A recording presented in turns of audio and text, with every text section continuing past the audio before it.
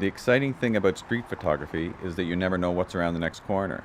I've come to realize with painting, you have to create your own corners.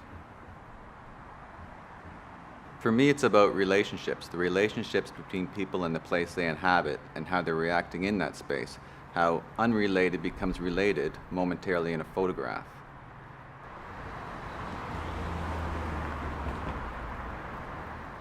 Chance does play a role in my photographs. I find it fascinating how random elements can come together in a unique and unpredictable way, coming together for a split second and then just as quickly moving apart.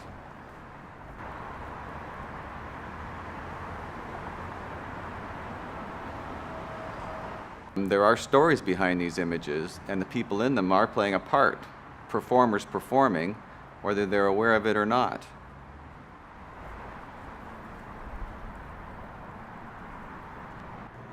I do find myself at times thinking about the people in the photographs and these odds of these chance encounters. But I'm not sure how much you can actually know about a person from capturing a fraction of a second of their existence in a photograph. I may learn a lot more about myself in these images than the people in them.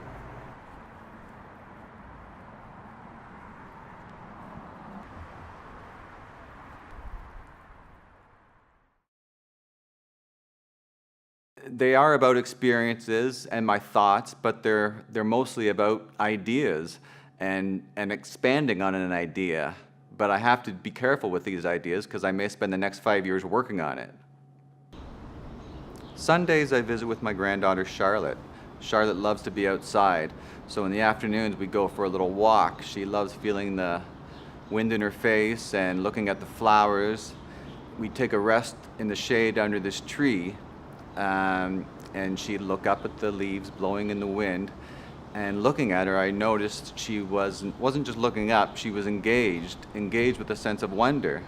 So lying down beside her and looking up with her, she was right. I did feel a bit of a shift in the way I was feeling. Time slipped away. I wasn't really too concerned with my schedule or what I had to do later that day. I do try to stay connected with the world around me, but it had been a while since I laid down under a tree and feeling the earth on my back and looking up at the leaves blowing in the wind. I felt a real connection with Charlotte that day, and I wanted to remember it, so that's what inspired the two paintings, Charlotte's Shade Tree and Charlotte in the Afternoon.